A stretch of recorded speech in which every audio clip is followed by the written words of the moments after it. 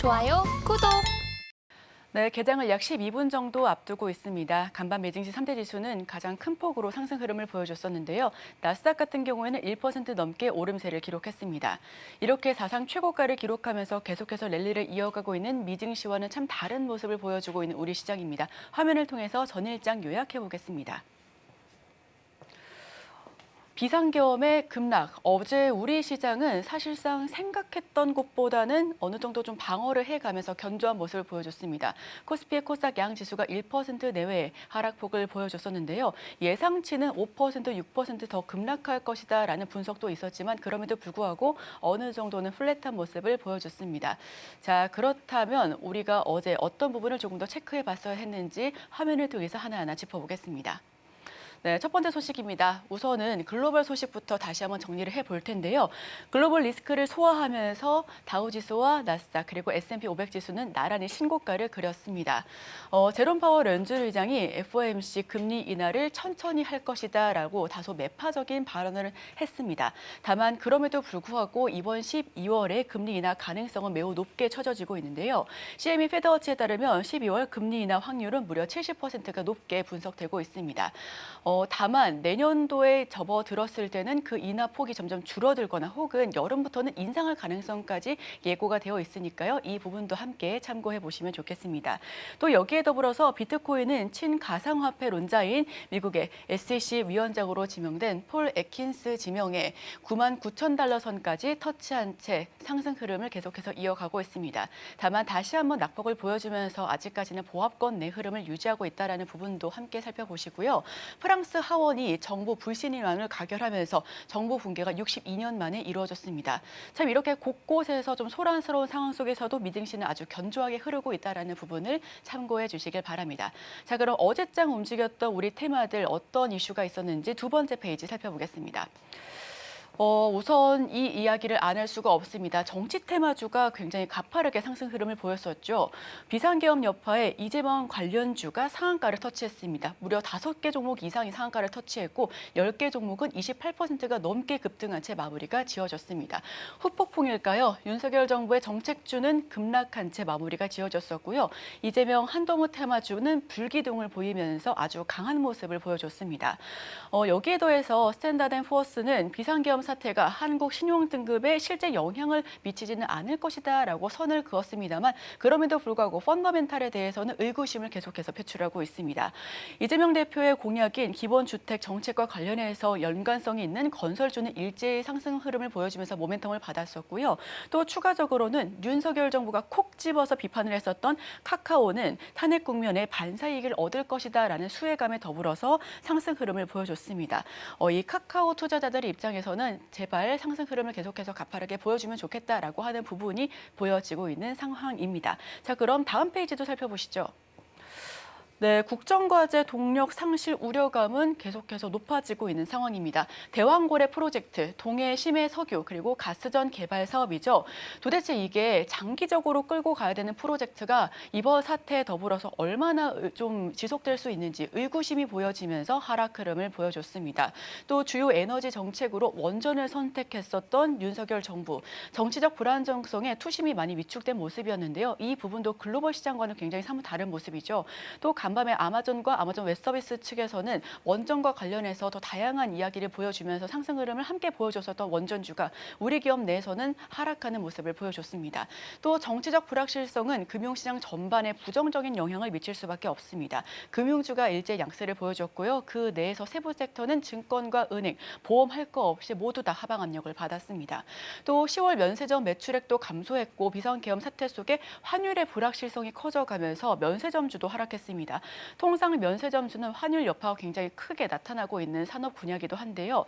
이게 돈을 많이 끌어다 써야 되기 때문에 이 상품 가격이 좀 높게 쳐서 가져올 수밖에 없다라는 부분의 리스크가 부각되고 있는 것으로 보여집니다. 자, 이렇게 어제는 정치 테마주가 주를 이뤘었고요. 그리고 정치적 불안정성에 이 정책이 얼마나 모멘텀을 가져갈 수 있느냐라는 의구심에 정책과 관련된 종목들도 일제히 하락폭이 컸습니다. 자, 그렇다면 어제장에서 시간 외에 움직였었던 종목들 이가은 앵커와 함께 하시죠.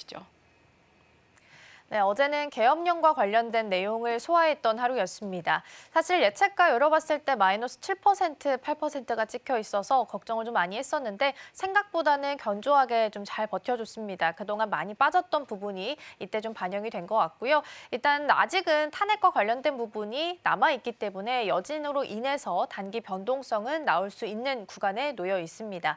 해외에서는 이제 밸류업을 외치던 한국이 코리아 디스카운트를 자체적으로 부각시키는 계기가 됐다라는 부정적인 코멘트가 나오기도 했는데요. 관련된 내용들 함께 살펴보도록 하겠습니다.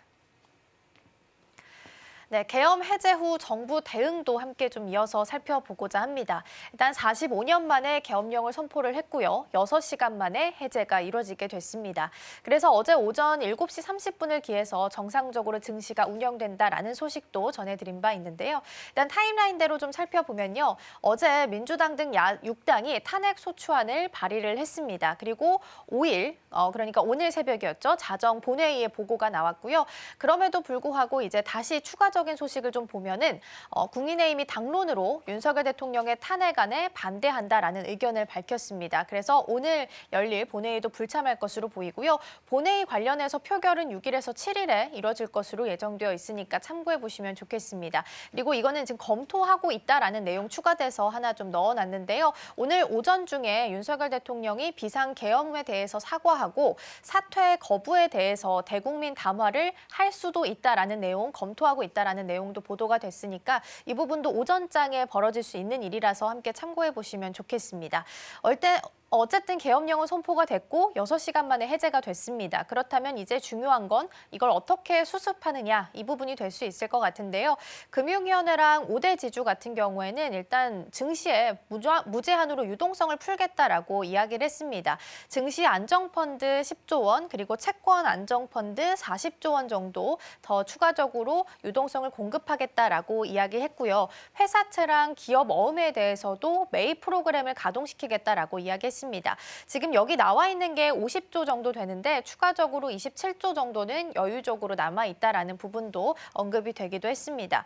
그리고 어제 임시로 하는 금통위가 개최가 됐습니다. 그리고 여기서 나왔던 내용을 보면 비정례로 RP 매입, 그러니까 다시 말해서 환매 조건부 채권을 매입을 하겠다라고 이야기했습니다. 기간은 이제 2월 28일까지 유지가 될 것으로 보이고요. RP 매입이라고 하면 일단 금융기관이 가지고 있던 채권을 한국은행이 일단 매입을 한 뒤에 일정 기간 지나고 나서 다시 금융기관이 이 채권을 매입하는 구조로 이루어져 있습니다. 비정례이기 때문에 비정기적으로 계속해서 필요할 때마다 하겠다라고 이야기를 했고요. 외화도 마찬가지로 RP 매입 이루어질 예정입니다. 유동성을 시장에 공급을 하면서 떨어져 있던 증시를 부양시키기 위해서 최선을 다해서 노력하겠다라는 의지를 이 부분에서는 확인할 수 있을 것 같습니다. 다음 페이지 보겠습니다. 앞서서 말씀드린 것처럼 해외에서는 이제 밸류업 대신에 코리아 디스카운트를 부추겼다라는 부정적인 코멘트가 나오고 있습니다. 그럼 여의도에서는 어떤 시각을 가지고 있는지 보겠습니다. 먼저 신한투자증권에서 나왔던 리포트를 보면 외화는 물론이고요. 채권과 주식까지 이 한국은 트리플 약세가 우려되는 시장이다라고 이야기했습니다. 특히나 이제 탄핵 정국으로 연말 들어서 진입할 가능성이 높기 때문에 이에 대한 정치적 불확실성이 해소되기 전까지는 확실한 수급이 들어가기 어려울 수도 있다라는 부분도 염두해야겠습니다.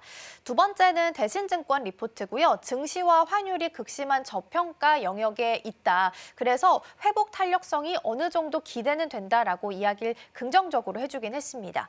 반면 키움증권을 보면요. 신한투자증권과 비슷하게 정치적 불확실성이 높아지고 있다. 그래서 외국인 투자자는 오히려 부정적인 시각을 가질 수밖에 없는 구간이다라고 이야기를 했습니다. 어떻게 보면 긍정적인 부분과 부정적인 부분이 같이 있는 상황인데요. 정치적 불확실성이 높아서 들어오기 어려울 수는 있겠지만 이미 이전에 많이 매를 맞은 바가 있기 때문에 탄력성 있게 조금 더 빠르게 진행이 좀 될 수도 있겠다라는 부분으로 한마디로 정리할 수 있겠습니다. 그럼 해외 사례를 좀 살펴보겠습니다. 해외의 경우에는 이렇게 계엄령이 선포된 이후에 얼마 만에 회복이 됐는지 보면요. 태국 같은 경우에는 마이너스 1.6%에서 본인의 원래 수준까지 일주일 정도가 걸렸고요. 터키는 마이너스 13% 3%까지 빠졌다가 10일 정도 지나고 나서 다시 본인의 수준으로 돌아오긴 했습니다. 우리 증시는 얼마나 걸릴지 모르겠지만 보통 봤을 때는 그다지 긴 기간은 아니다라는 부분도 참고해 보시면 좋겠습니다. 자, 그럼 정리하고요. 오늘 예상 체결 지수 이어서 함께 살펴보도록 하겠습니다. 네, 예상 체결 지수 보면요. 오늘 양시장 모두 강보합 수준에서 출발을 준비하고 있습니다. 화요일장에 외국인 수급이 좀 들어와서 기분이 좋았었는데 그게 규모가 한 5천억 정도 됐습니다. 수요일 날 계엄령 관련된 내용을 소화하면서 이 내용이 그대로 다 빠져나간 상황이고요. 현물과 선물 다 합치면 6,300억 정도 됩니다. 수급상 불안함이 있음에도 불구하고 오늘 그래도 먼저 일단 출발은 플러스권에서 출발할 것으로 예상되고 있습니다. 계속해서 시총도 함께 살펴보도록 하겠습니다. 삼성전자부터 현대차까지 자리하고 있고요. 보통은 지금 강보합 그리고 가장 큰 게 지금 LG 에너지솔루션으로 1%대 강세 보이면서 출발할 것으로 보입니다. 어제 많이 빠졌던 부분에 대해서 역시나 좀 들어올 것으로 보이고요. 삼성전자는 53,000원 수준에서 하방에 대한 지지력은 어느 정도 시장에서 합의가 이루어진 것 같습니다. 53,400원 선 출발 준비하고요. 하이닉스는 오늘도 17만 원 선에 대한 저항에 계속해서 부딪힐 것 같습니다. 이 선 돌파할 수 있을지도 함께 체크해 보시면 좋겠습니다. 자, 그럼 계속해서 코스닥도 함께 살펴보시죠. 알테오젠부터 리가켄바이오까지 자리하고 있고요. 어제 좀 그나마 1위에서 5위 중에 플러스권이 유일하게 리가켄바이오였는데 오늘은 좀 빠집니다. 0.47% 밀려나면서 10만 원 선에 걸쳐 있고요. 반대로 좀 빠졌던 종목들은 오늘 올라올 것으로 보입니다. 알테오젠이 0.63% 상승하면서 오늘은 32만 원 선에서 출발 준비합니다. 오늘 시장 문 열고 돌아오겠습니다. 지금 바로 구독을 눌러보세요. 실시간 경제 뉴스, 투자 전문가들의 다양한 시황과 정확한 분석, 또 알찬 투자 정보까지 신뢰할 수 있는 저희 서울경제TV와 함께하세요.